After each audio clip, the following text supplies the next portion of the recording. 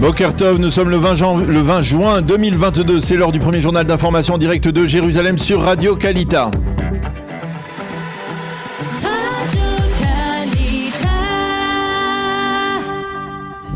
De Jérusalem. Et à Jérusalem, nous retrouvons ce matin Daniel Haïk, notre correspondant. Bonjour Daniel, Boker Tov, et nous commençons ce journal par les turbulences politiques en Israël avec deux développements importants. Oui, effectivement, le premier est que le ministre de la Justice, Gideon Sa'ar, a décidé de ne pas déposer sur la table de la Knesset ce lundi le projet de prolongation du décret dit de Judée et de Samarie. Sa'ar a compris que rien n'avait changé depuis la semaine dernière et que la coalition ne disposait pas d'une majorité pour faire voter cette prolongation du décret. Il a donc décidé de patienter encore quelques jours. Je vous rappelle que selon la loi, ce décret doit absolument être prolongé avant le 1er juillet prochain, sinon les 500 000 habitants juifs de Judée et de Samarie risquent de se retrouver dans un chaos juridique grave et sans précédent.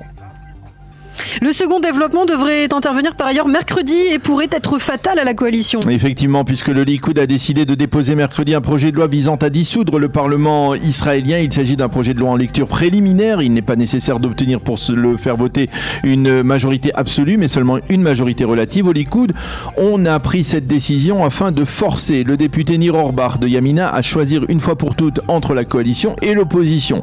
Toutefois, si Orbach devait refuser de voter en faveur de ce projet de loi, alors le Likoud le retirera avant le vote. Hier, Nir Orbach s'est entretenu avec le député Moshe Gavni, qui est la tête de liste du judaïsme orthodoxe de la Torah, ainsi qu'avec Ayelet Shaked de Yamina.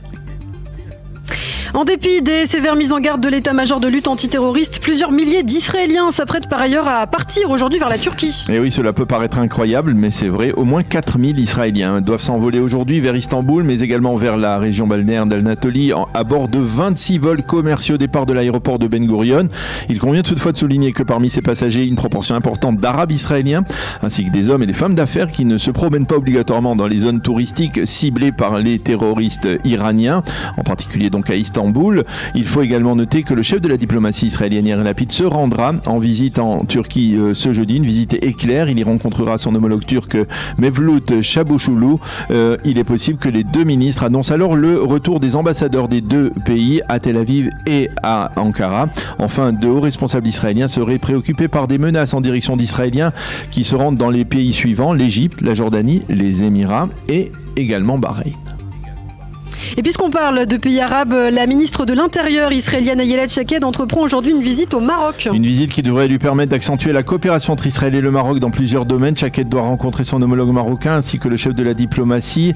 Elle entend profiter de l'occasion pour établir une coopération entre les deux pays dans l'acheminement en Israël d'ouvriers marocains qui pourraient travailler dans le secteur immobilier en Israël.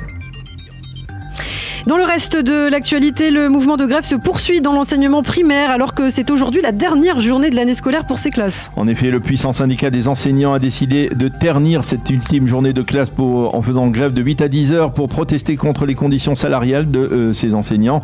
Le conseil des parents d'élèves du primaire a déploré la démarche du syndicat et l'a qualifié de cynique et de cruel qui porte atteinte à cette journée de fin d'année. Le conseil a demandé hier soir au Premier ministre Naftali Bennett de s'impliquer directement dans la crise actuelle. À noter que ce n'est pas le seul mouvement de grève qui gronde actuellement en Israël, Daniel. Oui, depuis hier, on constate la naissance d'un mouvement qui n'est pas sans ressembler à celui qui avait soulevé la révolte populaire des tentes en 2011 sur le boulevard Rothschild à Tel Aviv. Ces tentes ont réapparu en effet sur le même boulevard et de plus avec des jeunes qui entendent ainsi protester contre la hausse du coût de la vie en Israël, leur impossibilité à s'acheter une maison, bien entendu, et plus spécifiquement, même leur impossibilité à financer une location d'appartement en raison des tarifs exorbitants qui ont considérablement augmenté ces derniers mois. Ces jeunes promettent de rester le temps qu'il faudra, disent-ils, pour que leurs protestations soient entendues. Et puis enfin, pour terminer, les résultats des élections législatives pour la 8e circonscription des Français de l'étranger, dont Israël. Et vous les connaissez probablement, ces résultats, mais en tout cas, on va les publier, même s'il s'agit pour l'instant de résultats non officiels. C'est le député sortant Meir Habib de l'UDI qui l'a emporté de justesse avec près de 200 voix d'avance sur sa challenger Deborah Bissror de Liem, qui représentait En Marche, la formation du président Macron. Hier soir, Meir Habib a remercié ceux qui lui ont apporté leur soutien. Il a mis de très vives critiques sur le déroulement de ce scrutin en Israël, a déploré le fait en particulier que les bureaux de vote d'Ashdod et de Beersheva aient été fermés, empêchant à des centaines, voire même des milliers d'habitants francophones de ces villes de voter.